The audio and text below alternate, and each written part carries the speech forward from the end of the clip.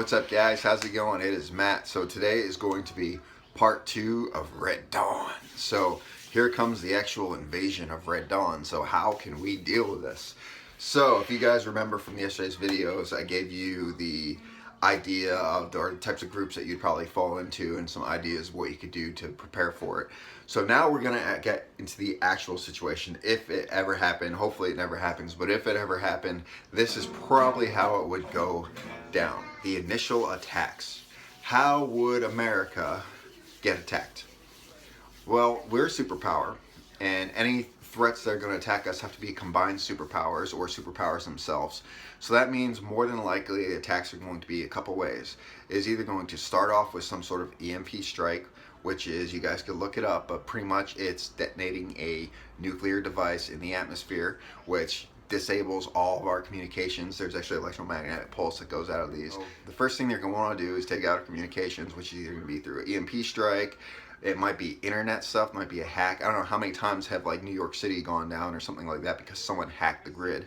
It can be done. They test it all. People test it. Other countries test it. That's why you see some of these attacks. Our communications will try to get knocked out first. That's the first thing they're going to try to do is knock out all communications. And then after our communications are out, the next thing that they're probably going to do is they're probably going to do submarine attacks. And because we're such a big power, not all of our communication may not be knocked out, so our missile systems will probably still be up. Because of that, they're not going to launch cruise missiles from the other countries, which the only way they'd be able to actually break our back is through a nuclear strike. They wouldn't be able to launch cruise missiles from other countries, specifically because our missile defenses still might be up and running. So they're going to have to do it from the coast with submarines, with small tactical nuclear missiles. They will have to take out our infrastructure. They'll have to take out our military infrastructure. Like me, I live in the state of Connecticut, all right? So a lot of people are like, well, why would anyone want Connecticut? Well, first of all, Colt Manufacturing agencies out here in Hartford, which pretty much has a military contract when it comes to our AR-15s or M16s and M4s in the military, which is a big thing. We also have Groton submarine base out here where they build submarines, one of the most important submarine bases in the country. And to our north, we have Westover Air Force Base, which is a massive Air Force base. And then to our east, we have New York City, which is the pride of America, which some people consider the pride. I hate New York City personally, but people say that's correct. The pride of America, which makes that a direct target. The initial tactical missile strikes that they're going to do is if our missile defense systems aren't all fully up and running and they don't take out everything out, it's going to be military targets, communication targets, infrastructure targets like building, manufacturing, all that other stuff, political targets like DC, all right, and it's going to be targets like New York City. America's pride and joy represents America, so they're going to try to take out the targets that represent us and create mass casualties, okay? So if you're living close to those areas, it's going to be tough, all right? So you got to actually move. When it's time to go, you got to get up and go quickly, and you got to get to a safe distance away from those areas. The next thing that would come would be more cruise missile attacks. It could be tactical nukes, or it could just be cruise missiles from submarines, all right? More from submarines, more from other places, from Russia, all the other stuff. That's when the actual land cruise missiles will actually be fired. They knock out the backbone, knock out our communication systems and stuff like that. That means our anti-missile systems can be down. So that could mean a couple things. It could be more nukes coming in, or just cruise missiles that are devastating that will actually destroy our back. World War III would be shit. It would be a very bad time to live, okay? Could start a nuclear winter, all right? If you are in these areas and you are trying to survive, whether you're trying to be the support, you're trying to be the guerrilla force, or you're just gonna not really do anything, what's going to happen is if you're close to these military bases and military structures, these important places like New York City, Washington, D.C., and stuff like that, you're gonna be in a world of shit. So you really have to pay close attention to the times, and you really have to have a set in stone plan, and you have to act on it as quickly as you can. Thing you have to do, hopefully you move before the full-fledged attack actually comes, but most likely it's probably going to happen after communications are down and stuff like that. You are going to need to bug out from wherever you are, at work, at the grocery store, at home, wherever you are. You got to bug out. You got to grab your shit and go, all right, and meet to your, if you're the guerrilla forces, you have to meet at the bug out location where you guys plan on creating your area of operations. If you didn't make any plans, it's going to be tough doing it last minute, and you're going to have to figure that stuff out, the stuff that I covered in the last video. But if you've done it prior to that, it's going to be a lot easier for you. So you have to bug out. The best way to do that, I showed you guys the other day, have some sort of pack that's loaded and ready to go. Now, I said in the other video, dress in some sort of clothing that you can actually partially blend into the environment. If you watch 90% of my videos, if I'm not in my workout clothes or whatever, you will notice something similar to all the clothing that I wear. You noticing it? What are the colors that I use? Browns, tans, flat dark earths, greens. When I'm wearing like my fleece, it's Old Navy, but what's the color of it? Kind of like a green. When I'm in the winter or it's raining, I use my Gore-Tex. I'm not a huge fan of camouflage if something would happen, but I use this because the desert tricolor actually works pretty good, and actually works pretty good in late fall, early winter, and in the actual snowy time. You always see my hats. Most of the time you see me do a video, it's this hat is what it's been, but this one is the Mandrake, the green colored, and it's a mesh, so it's aired. Now it's starting to cool off. You notice I got the Highland color that you're gonna be seeing me wearing a lot more, because this is more for the fallish color and what's more around the area. So everything I wear is based on the environment. If you ask my kids, what's daddy's favorite color? They'll say camouflage. You know what I mean? So you're gonna have to wear clothing that can partially blend into the environment. Now, camouflage is great if you're in the middle of something, but here's the thing. If you're trying to escape, camouflage may not be the best idea.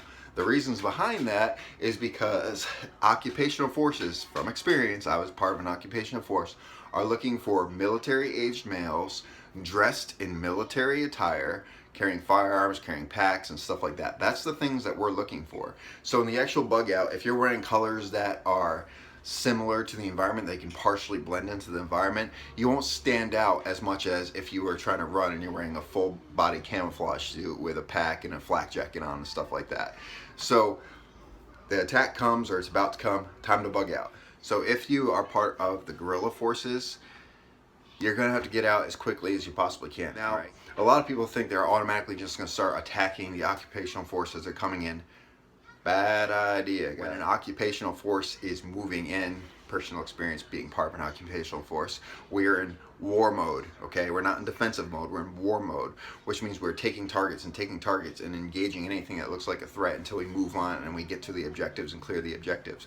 So if you start engaging the occupational force while they're trying to occupy, you're done. Your resistance is gone. You're going to have daily reconnaissance, whether it's your members of your guerrilla force, the Wolverines, are in ghillie suits, watching the different targets, watching the area you're trying to protect or defend, or you have those people that are actually going in and blending in to try to gain intel and then moving out to your area of operations. Now, your support forces will be key because you have to get information from them on a daily basis, okay? They're the ones that are going to keep you updated on a daily basis, so have those names, have those contacts. Now, it's going to take weeks, could take months, could take who knows how long it will take before that occupational force to turn to a defensive mode, because that and only then is when you need to start striking. Because remember, you're an insurgency, okay?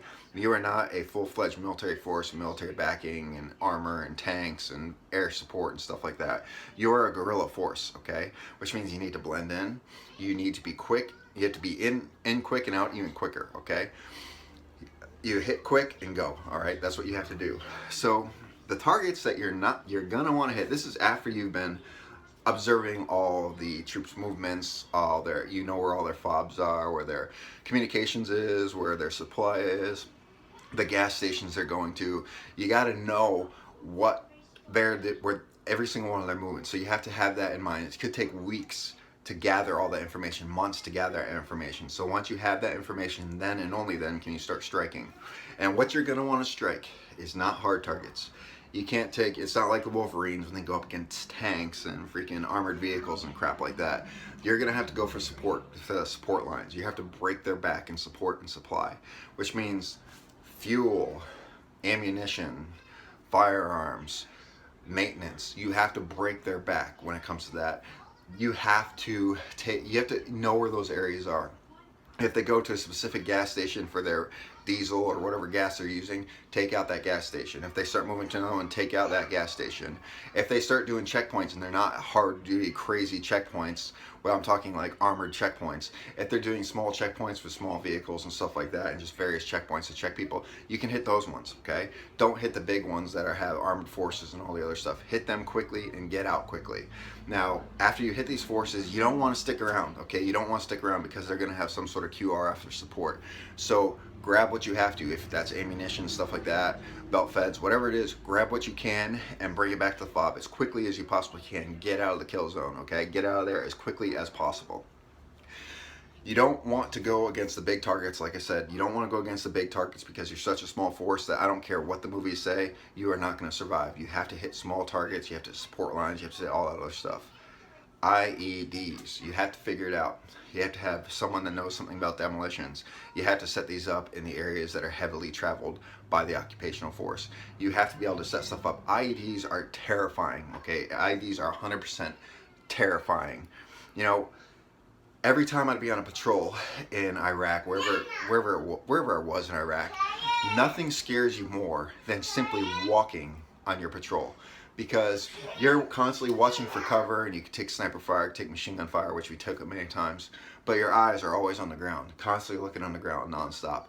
IEDs, anti-personnel, mines, all that stuff, it scares the crap out of you. It's very disheartening. You have to hit their main supply routes. You have to warn locals, and you have to hit their main supply routes. You have to hit them where it counts, and you got to do this when they don't know you're doing it. All right, so it's not an easy thing. They're gonna have thermals, they're gonna have night vision, they're gonna have all that other stuff, so you got to be very quick about it. You have to be, and you can't do it every single night. All right, you can't go out every single night and do it because they're going to start setting up ambushes for you when you come to do it. You have to selectively choose. You have to be random about how you do stuff. Then you have to hit them in waves. You can't just hit them every single day at a certain time from a certain place every single day. You have to go differently. If you hit them from one building one day, wait 3 more days and hit them from a different direction, and then keep going back and forth, because I've seen this many times. There's actually one video. There's a they're talking about it on YouTube. This is actually Afghanistan FOB. They had a sniper every single day, would come around the same exact time every single day around sunup. He'd set up from a specific position and start shooting at them from a good distance away. They weren't sure where it was, but they had an idea of where it was. So they actually sent snipers out there, actually, trained snipers. They sent them out to the FOB to actually look for this situation. So now those snipers are out there, and they figured out where the people are shooting from every single day. So what did they do? The next day, around the same time that the guy decides to shoot every single day, around the same time frame, every single day from the same exact place, the sniper set up an ambush. He goes to set up and boom, he's gone. So you can't be predictable. You have to be very, very unpredictable. You can't do it every single day. You have to do it randomly. You can't do it all at the same time. If you do it every single day, like I said, they're gonna catch on to it and you're gonna be done. So take that stuff in mind, guys, because being a guerrilla force is, you're insurgents. You can't be predictable. You have to be. You can't hit the same road, the same convoy every day it goes by. You can't hit the same supplies every time it comes by. You have to change things up. All right, you got to keep them on edge. You want them to a point where they're so scared they don't know when they're gonna get hit that they just stop and start. They don't go out as much. They start not doing stuff as much.